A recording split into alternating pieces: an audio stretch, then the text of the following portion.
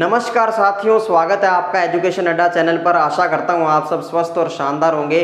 पिछले सेशन के अंदर हमने देखा था कि कौन कौन सी आर्टिकल्स में क्या क्या लिखा है। बड़े इजी तरीके से, बड़े बेस्ट तरीके से हमने याद करने की कोशिश की है। आज हम उन आर्टिकल्स को डिटेल के अंदर करेंगे भी। जो मुझे लगेगा कि मैंने पिछले सेशन के अंदर बता दिया वो सफिशिएंट है, वो अपने यहाँ पे दोबारा डिस्कस नहीं करेंगे। लेकिन जो डिटेल में समझना है, अपने को समझाना है, वो हम अपने यहाँ पे स्टडी आज के सेशन में कर लेंगे। आशा करता हूँ आपको पहले वाले सेशन में जो मैंने आर्टिकल याद करवाए थे वो आपको याद हो गए होंगे, क्योंकि होए भी क्यों ना, बिल्कुल होंगे याद। क्योंकि अगर अपने मन में जिद पाल लेते हैं, अगर अपने मन में सोच लेते हैं कि हमें ये चीज़ याद करनी है, चाहे वो कोई टॉपिक हो, कोई सब्जेक्ट हो, तो हम याद कर सकते हैं। ऐसा कोई भी सब्जेक्ट नहीं है, ऐसा कोई भी टॉपिक नहीं है जिसको हम याद नहीं कर सकते। ऐसा कोई भी असंभव चीज़ नहीं है जो हम याद नहीं कर सकते। सब कुछ याद करना संभव है, लेकिन एक मन में जिद होनी चाहिए, जुनून होना चाहिए।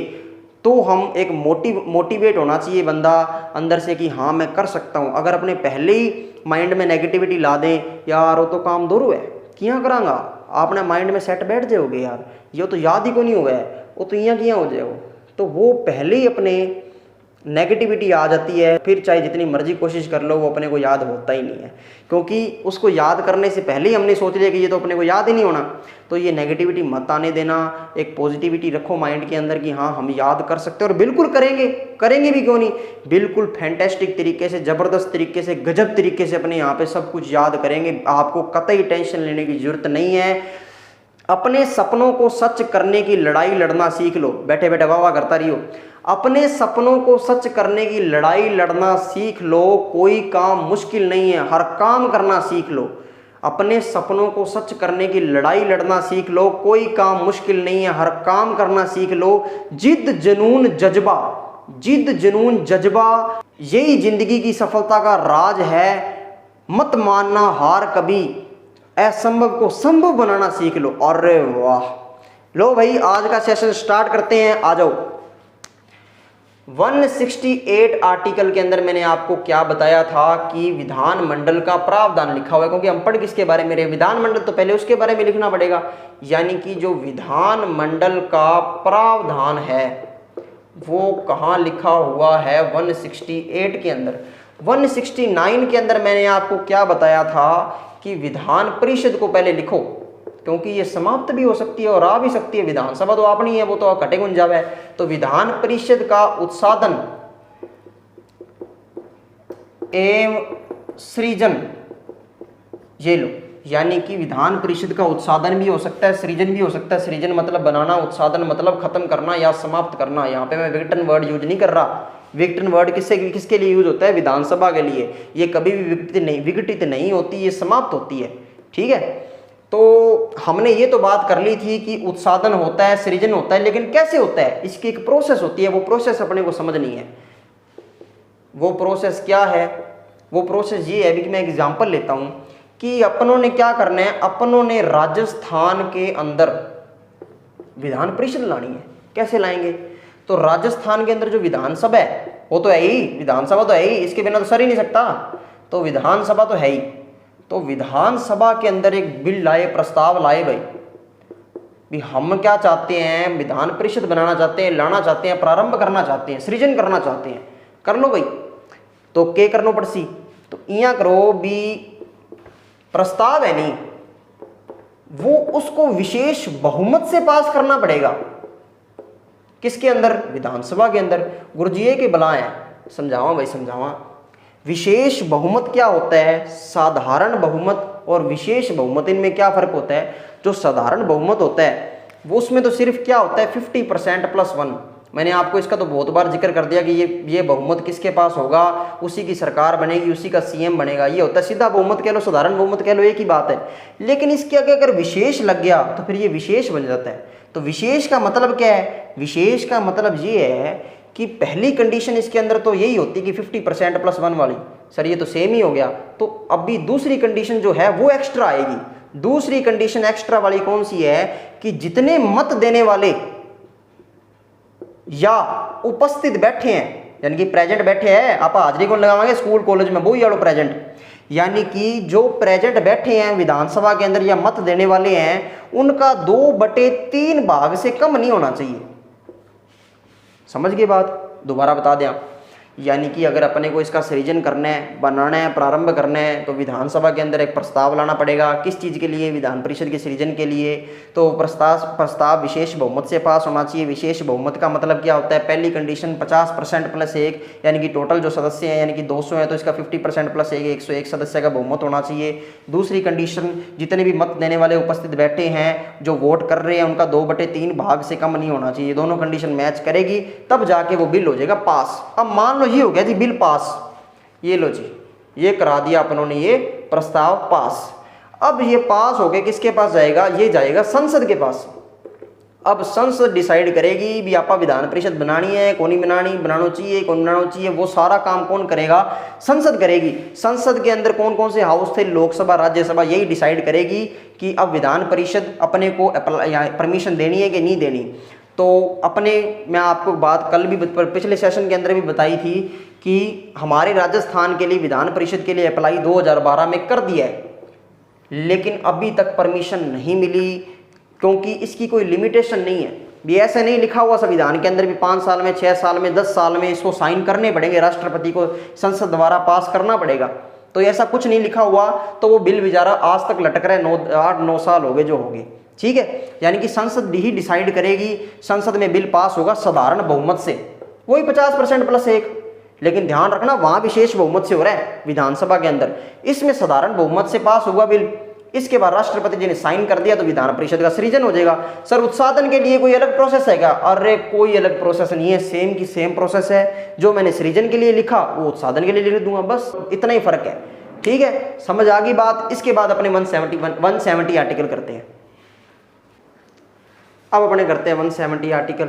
170 आर्टिकल के अंदर क्या लिखा है? विधानसभा की संरचना, क्योंकि विधान परिषद की बारी तो गई, विधान परिषद के बारे में लिख लिया था पहले 169, अब आ गई विधानसभा की बारी। विधानसभा की संरचना, विधानसभा की संरचना यानी कि इसके अंदर कितने मेंबर होंगे? तो विधानसभा के जो मेंबर होते हैं वो उसको क्या कहते हैं? मैंने बताया हुआ है आपको, एमएलए कहते हैं, मेंबर ऑफ लेजिस्लेटिव असेंबली, और हिंदी में विधायक कहते हैं, ठीक है। तो ये अधिकतम कितने होनी चाहिए? ये मैक्सिमम तो होनी चाहिए जी 500, यानी कि 500 ज्यादा होनी है उसके, ठीक है। और न्यूनतम कितनी होनी चाहिए? न्यूनतम होने चाहिए 60, यानी कि जो मिनिमम लिमिट है इसकी भी 60 से कम नहीं होने चाहिए एमएलए। और मैक्सिमम कितने होने चाहिए? 500 होने चाहिए इसकी संख्या विधानसभा का। अच्छा, तो इससे रिलेटेड एक संशोधन भी आया था, 84वां संविधान संशोधन। 84वां संविधान संशोधन कब आया था? ये कितना है? ये 2 गुना है, तो 2 गुना लिख दो। अब 2 का आधा कर दो तो 1 आ जाएगा, यानी कि 1 और बीच में 0 लगा दो, आ लो। यानी कि 84वां संविधान संशोधन कब आया था? 2001 के अंदर आया था। इसके अंदर क्या लिखा था कि जो सीटों का बंटवारा हो चुका ना, कि मान लो हनुमानगढ़ इतनी सीटा है, गंगानगर इतनी सीटा है, बाड़मेर इतनी सीटा है, जैसलमेर इतनी सीटें हैं, तो ये निर्धारित कर दिया ना, जो ये निर्धारित कब तक रहेगा? ये 2026 तक रहेगा, यानी कि 2026 तक कोई लाभ हो सके सीटें आएंगी, वैसी की वैसी सीटें जो निर्धारण कर दी गई है वो वैसी सेम रहेगी। कब तक? 2026 ईस्वी तक। सर फिर ये निर्धारित करता कौन है? ये निर्धारित करता है परिसीमन आयोग। परिसीमन आयोग, ये जब इंडिया की पॉलिटी करते हैं ना तो उसके अंदर परिसीमन आयोग का नाम आता है। कौन से आर्टिकल के अंदर आएगा? 82 आर्टिकल के अंदर लिखा हुआ परिसीमन आयोग होगा जो सीटों का बंटवारा करेगा। भी कौन कौन से एरिया में से कौन कौन सी कितनी कितनी सीटें आएगी वो कौन करेगा? वो परिसीमन आयोग डिसाइड करेगा। किस बेस पे डिसाइड करेगा? जनसंख्या के बेस पे डिसाइड करेगा। भाई जिनकी ज्यादा पॉपुलेशन है उसको ज्यादा सीटें, वहां का प्रतिनिधित्व ज्यादा होगा, उधर से ज्यादा एमएलए चुने जाएंगे बस। तो ज्यादा पॉपुलेशन किस में है? लगाओ दिमाग, यूपी के अंदर है सर ज्यादा पॉपुलेशन, तो फिर 4 सीटें तो यूपी की होगी। तो फिर कितनी होगी? यानी कि सबसे ज्यादा 403 सीटों के लगभग किसकी सीटें हैं? यूपी की। और हमारे राजस्थान की तो आपको पता ही है कितनी है? 200। ये लो, ठीक है, बात समझ आ गई। अब आपके माइंड में एक क्वेश्चन आएगा कि मिनिमम तो आपने बता दिया 60, लेकिन हमने तो जी एक राज्य के अंदर 40 भी सुने, एक राज्य के अंदर 32 भी सुने, एक के अंदर ये क्या माजरा है? तो वो राज्य वो हैं जो काफी छोटे हैं, जिनके अंदर इतना प्रतिनिधित्व दे ही नहीं सकते या काफ़ी कम पॉपुलेशन है, तो उसके अंदर 60 से भी कम रख दी इन्होंने, डिसाइड कर दी। तो वो कौन कौन से राज्य हैं? आपका पुराना टाइम में 2 तरीके की सिम होया करती, किसी किसी जीएसएम और सीडीएमए। आजकल तो सीडीएमए बंद होगी, जीएसएम ही चलती है। थान ध्यान हो सी वो पुराना मोबाइल चलता नहीं, टाटा डोकोमो वाला, रिलायंस वाला, भी में सीडीएमए सिम गलती, एक सीडीएमए होती, एक जीएसएम होती। तो जो जीएसएम होती उससे फॉर्मूला याद करो, GSMP। जीएसएम तो याद रहे जी, और एक पी और लगा जो GSMP। तो जी मतलब गोवा, गोवा में कितनी सीटें हैं? 40। एस से सिक्किम कितनी है? 32। इसमें फिर 40, इसमें 30, याद रहे जा सीगे। एम से मिजोरम, पी से पुडुचेरी, ये लो GSMP 40 32 40 30, GSMP 40 32 40 30। बताओ क्या समस्या है? बिल्कुल ही ईजी है। ठीक है, ये मैंने आपको 170 आर्टिकल बता दिया। अब इसके बाद अगला आर्टिकल देखते हैं। लो अब अपने करते हैं 171 आर्टिकल। 171 के अंदर क्या लिखा है? 170 में क्या किया था? 170 में क्या था जी? विधानसभा की संरचना। तो विधान परिषद की संरचना कर लो, बस ये बारी से चलेंगे। पहले विधान परिषद आ जाएगी, फिर विधानसभा आ जाएगी, फिर दोबारा विधान परिषद आ जाएगी। ये लो, यानी कि विधान परिषद की संरचना, यानी कि अब इसके मेंबर की बात करेंगे। इसके अंदर प्रत्यक्ष चुनाव नहीं होते, यानी कि विधानसभा के अंदर जो मेंबर जाते हैं वो तो एमएलए, जिनको मैंने कहा एमएलए कहते हैं, वो तो प्रत्यक्ष निर्वाचन अपने वोट करके आते हैं, उनको चूज करके आते हैं, वो तो जाते हैं प्रत्यक्ष निर्वाचन से। लेकिन इसमें जो वोट होते हैं ना, वो अप्रत्यक्ष निर्वाचन होता है, यानी कि हम नहीं चुनते, हम नहीं चूज करते। वो कौन कौन चूज करते हैं वो मैं आपको बताता हूँ। पहले ये समझो कि विधानसभा की संरचना, इसके अंदर जो मेंबर होंगे उसको क्या कहेंगे? MLC, यानी कि मेंबर ऑफ लेजिस्लेटिव काउंसिल। ये मैंने आपको बताया हुआ है। अब इसके अंदर जो मेंबर होंगे वो कितने होंगे? इंगों के हिसाब है। तो इसका ये हिसाब है कि विधानसभा के अंदर जितनी सीटें हैं, गुरुजी आपने तो राजस्थान में 200 सीटें हैं, तो 200 सीटों का 1/3 कितना हो गया? लगभग 66 आएगा। 66 66.5 आ जाएगा, 66 मान लो, ठीक है। यानी कि 66 सीटें जो है अधिकतम बता रहा हूं, ये किस में हो सकती है? विधान परिषद के अंदर हो सकती है। जितनी सीटें हैं उस राज्य के अंदर, विधानसभा के अंदर, मान लो किसी में 403 सीटें हैं यूपी के अंदर मान लो, तो उसका 1/3 कर लो। उसका 1/3 करोगे कितना आ जाएगा? 134 के लगभग आएगा। तो ये इस हिसाब से हो गया। और अपने राजस्थान में कर रहे हैं तो राजस्थान का एग्जाम्पल ले लो, ठीक है। ये लो, यानी कि 1/3 कितना हो जाएगा? 66 सीटें हो सकती है अधिकतम किसके अंदर? विधान परिषद के अंदर। और न्यूनतम कितनी हो सकती है?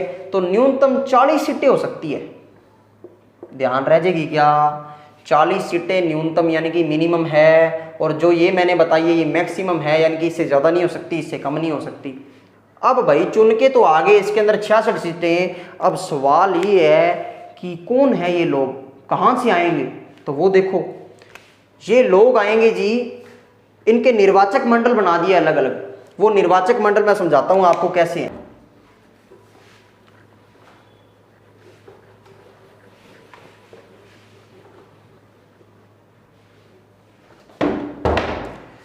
इसके बना दिए 4 निर्वाचक मंडल, और एक करेगा इसको मनोनीत, यानी कि राज्यपाल करेगा मनोनीत। तो वो कैसे कैसे है समझो। 1/3 भाग, 1/3 भाग, 1/6 भाग, 1/12 भाग, 1/12 भाग। गुरजिकियां याद करांगा। लो भाई ट्रिक दे देता हूं एक। पहले 1/3 आ गया। उसके बाद टेबल पढ़ो 3 की, 3 1 जा 3 आ गया, 3 दोबारा, एक तो लगता रहेगा ऊपर, 3 1 जा 3, उसके बाद 3 2 जा 6 आ गया। अब 3 3 जा 9 होता है, लेकिन फिर 2 बार 3 आ गया, 9 लाने के लिए 2 बार 3, फिर 3 डबल आ गया, तो इसकी जरूरत नहीं, इसको छोड़ दो, क्योंकि पहले 3 लिख लिया, छोड़ो परे, 3 को स्किप कर दो। यानी कि 3 1 जा 3, 3 2 जा 6 और 3 3 जा 9 को हमने स्किप कर दिया, और 3 4 जा 12 लिख दिया 2 बार, फिर दोबारा 3 4 जा 12। समझ आ गई क्या? बाकी आप कैसे भी हिंट रख सकते हो, आपकी इच्छा है, मैंने आपको अपना तरीका बता दिया, ठीक है। अब 1/3 सदस्य कौन चुनेगा? अब मैं ये जितने 1/3 कर रहा हूं ना, ये इसका है 66 सीटों का। 66 सीटें जो उन्होंने की है ना, यानी कि 200 सीटें राजस्थान के अंदर है, उसका 1/3 है 66 सीटें। तो ये 66 सीटों का 1/3 ऐसे होगा, ठीक है। तो 1/3 कौन चुनेगा? 1/3 कौन चूज करेगा? कौन निर्वाचित करेगा? विधानसभा। यानी कि जो विधानसभा के मेंबर होंगे वो 1/3 किसके, 66 के। तो 66 के 1/3 कितने हो गए, 66 के 1/3 हो गए 22, यानी कि 22 जो सीटें हैं उनका निर्वाचन कौन करेगा, विधानसभा के सदस्य करेंगे। ठीक है, 1/3 उसके बाद कौन करेगा, स्थानीय निकाय। स्थानीय निकाय के अंदर नगर पालिका आ जाएगी, सरपंच आ जाएंगे, जिला प्रमुख आ जाएंगे, वो स्थानीय निकाय के अंदर आ जाएंगे। तो 1/3 फिर कितने हो गए, 66 के, तो 22 सीटें ये निर्वाचन कर लेंगे, यानी कि स्थानीय निकाय जितने भी ये चूज कर लेंगे। उसके बाद 1/6, ये क्या है, ये 1/6 मनोनीत होगा, ध्यान रखना, निर्वाचित नहीं होगा, मनोनीत होगा। किसके द्वारा, राज्यपाल के द्वारा। गुरुजी के बेस पे करा हो, यहाँ तो किन मर्जी बना सके है ना, ना यहाँ किन मर्जी कौन बना सके हो, ये करेगा जी चूज किस बेस पे, पहले लिखो स, फिर लिखो स, फिर लिखो स, 3 बार स लिखना है आपने। उसके बाद ये स का मतलब साहित्य है, ये स का मतलब सहकारी आंदोलन, और ये स का मतलब समाज सेवा, यानी कि 1, 2 और 3 ये स वाले तो याद हो गए। चौथा कर लो कला, और 5वां कर लो विज्ञान। बताओ क्या समस्या है, ठीक है, पल्ले पड़ गई। यानी कि जो राज्यपाल है वो किस बेस पे मनोनीत करेगा। अब 1/6 कितना हो गया, 66 का, 66 का 1/6 करो आप, कितना हो गया, 11 हो गया। यानी कि जो 11 सीटें हैं वो कौन मनोनीत करेगा, राज्यपाल करेगा। किस बेस पे, साहित्य, कला, विज्ञान, सहकारी आंदोलन, समाज सेवा। ये आप ऐसे नहीं, ऑप्शन में आपको यहाँ पे और भी ऑप्शन मिल सकते हैं, यानी कि खेल कूद, वो नहीं करना। ये 5 मतलब 5, इन्हीं 5 में से कोई आपको ऑप्शन देगा वो सही होगा। ठीक है, अब 1/12 ये करेंगे जी, या तो एक तो माध्यमिक पढ़ाने वाले, एक उच्च माध्यमिक में पढ़ाने वाले। गुरुजी मार तो कोई पल्ला कौन पढ़े हो, यानी कि यहाँ मान लो भी एक फर्स्ट ग्रेड, एक सेकंड ग्रेड, बस। यानी कि इतना तो पता है अपने को भी सेकंड ग्रेड और फर्स्ट ग्रेड टीचर क्या होता है, बस। वो चूज करेंगे किनको, 1/12 सदस्य को। ठीक है, और ये 1/12 सदस्य ये कौन चूज करेगा, ये ग्रेजुएट, जो ग्रेजुएशन कर चुके हैं, जिनको ग्रेजुएशन किए को 3 साल हो गए, और ये भी 3 साल से पढ़ा रहे हैं, वही करेंगे। ध्यान रखना इस बात का, यहाँ कौन भी नया नया जिका अभी करान लाग रहे हैं या नया नया लागे बे चूज कर सके, जिका 3 साल पढ़ान लाग रहे हैं, 3 साल ग्रेजुएट है, बे करेगा। पल्ले पड़ी के की अल, ये मैंने आपको बता दिया है बिल्कुल इजी तरीके से। आशा करता हूँ आपको समझ आया होगा। इसके बाद अपने 172 देखते हैं आर्टिकल।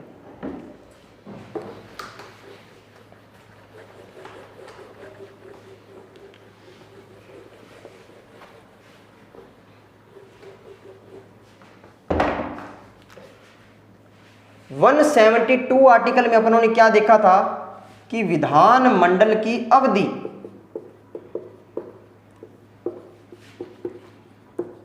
अब विधानमंडल में कौन आता है, विधानमंडल में तो सर एक तो विधानसभा आ जाती है, भी सदन की बात कर रहा हूं, एक विधान परिषद आ जाती है।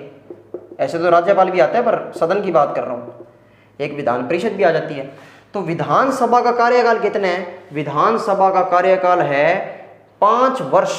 कब से कब तक, पहली बैठक से लेकर, जब हाउस में जब सदन में आ गया पहली बार बैठ गया नहीं सीट पर, बिंगा बाद पूरा पूरा 5 साल है बिंगो। इं को नहीं भी हाँ भी आज मैं आ गया ट्राई मारने वास्ते आयो, काल स्टार्ट करांगा आप, इं को नहीं उसके। जब क्रिकेट में करेगा और ट्राई बोली कई बार आउट हो जाए तो यहाँ पर बहाना मार दें और ट्राई बोली भाई दूसरी बॉल करा हैं, यहाँ को नहीं, वो ट्राई ट्रुई की को नहीं। पहली बैठक से 5 वर्ष तक क्या है, विधानसभा के अंदर इसका कार्यकाल है। गुरुजी पहला भी समाप्त कर सके, पहले भी विघटित कर सके भाई, पहला भी विघटित कर सके, कौन करेगा, राज्यपाल कर सकता है पहले विघटित 5 साल से पहले, मैंने आपको बताया हुआ ये भी। विधान परिषद का कार्यकाल कितना है, विधान परिषद का 6 वर्ष कार्यकाल है। वैसे केंद्र के अंदर राज्यसभा का 6 वर्ष होता है, ये मैंने आपको बताया हुआ जब मैंने कंपेयर करवाया था, और उसका लोकसभा का 5 वर्ष होता है। ठीक है, ये भंग हो सकती है, ये भंग नहीं हो सकती विधान परिषद। अब वैसे तो सामान्यतः 6 वर्ष है, इसका 6 वर्ष कार्यकाल है, विघटित तो ये होती नहीं है। लेकिन एक बात और, हर 2 वर्ष में इसके 1/3 सदस्य रिटायर होते ही रहते हैं। 1/3 सदस्य मतलब मान लो 66 सीटें हैं, तो 66 सीटों का 1/3 कितना हो गया, 22 सदस्य रिटायर होते रहते हैं। कितने सालों बाद, 2 सालों बाद। इस तरीके से 6 वर्ष इसका कार्यकाल पूरा हो जाता है। ये लो जी, ये अपनों ने कर ली अवधि। अब 2 बातें और करवाता हूं आपको, वो भी इंपॉर्टेंट है। मान लो आपातकाल लग गया, जैसे इंदिरा गांधी के टाइम लगा था, तो आपातकाल लग गया, इमरजेंसी लगी, तो इमरजेंसी के वक्त विधानसभा का कार्यकाल बढ़ेगा क्या, बिल्कुल बढ़ा सकते हैं। कौन बढ़ाएगी, संसद बढ़ाएगी। यहाँ को नहीं भी विधानमंडल बढ़ावा को ना ना ना, उस टाइम ये संसद के पास शक्तियां गई सारी आपातकाल के टाइम। तो संसद इसका कार्यकाल 1 वर्ष में एक बार ही बढ़ा सकती है। यहाँ को नहीं भी जद जी आयोग जद ही बढ़ा दियो ना, संविधान के अकॉर्डिंग 1 वर्ष में एक बार ही बढ़ा सकती है। किसका कार्यकाल? विधानमंडल का, सॉरी विधानसभा का। ठीक है, समझ आ गई क्या? ये लो। और जब आपातकाल समाप्त हो गया, मान लो आपातकाल लागू आज समाप्त हो गया, यानी कि आपातकाल के समाप्त होते 6 महीने के अंदर चुनाव हो जाने चाहिए, यानी कि नई विधानमंडल का गठन हो जाना चाहिए। यहाँ को नहीं भी चलान लाग रहा, चल आपातकाल लागे हो, चलो कोई नहीं मन मर्जी है 6 महीने में चुनाव कराना पड़सी कि पल्ले पड़ी हो के थोड़े बहुत पल्ले पड़ी, समझने की कोशिश करो। कुछ भी नहीं है, पॉलिटी बिल्कुल इजी है, सिर्फ शब्दों का हेर फेर है, समझने की कोशिश करो, समझ आ जाएगी बिल्कुल ही। ठीक है, इसके बाद इसके बाद अपने अगला आर्टिकल देखते हैं। अब मैंने इसके आगे आर्टिकल्स आपको समझा रखे हैं पहले से फुल डिटेल के अंदर, इसलिए मैं थोड़ा सा बता देता हूं आपको ऊपर से। 173 के अंदर क्या लिखा हुआ था? अर्हताएं। किसकी अर्हताएं? विधानमंडल के सदस्य की अर्हताएं, यानी कि योग्यताएं क्या क्या थी? विधानसभा के लिए 25 वर्ष, विधान परिषद के लिए 30 वर्ष, और जो अगर संसद नियम बनाए, प्रेजेंट में बनाए, फ्यूचर में बनाए, तो वो लागू होगा, यानी कि नए नए नियम संसद बना सकती है, बनाए भी। जैसे जनप्रतिनिधि अधिनियम आया था 1951 के अंदर। ठीक है, 174 आर्टिकल के अंदर क्या लिखा हुआ है? विधानसभा का, विधानमंडल का 17वां स्थान और विघटन के बारे में, वो भी मैंने आपको करवाया हुआ है। 17वां स्थान और विघटन, इसका मतलब क्या होता है मैंने अपनी पुरानी क्लासेस में करवाया हुआ है, आप जाके जरूर वहां से देख लीजिए अगर आपने मेरी पुरानी क्लासेस नहीं देखी तो। 175 आर्टिकल के अंदर क्या लिखा है? अभिभाषण के बारे में, ये भी मैंने समझा दिया।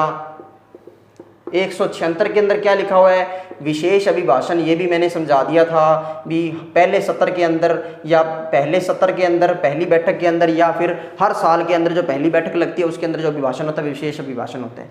170 के अंदर कोई महाधिवक्ता हो, महाधिवक्ता या कोई मंत्री हो, वो बैठ सकता है, बोल सकता है, अपनी राय दे सकता है। यहाँ वो नहीं भी हाँ वोट कर सके, वोट कौन कर सके? महाधिवक्ता या कोई मंत्री।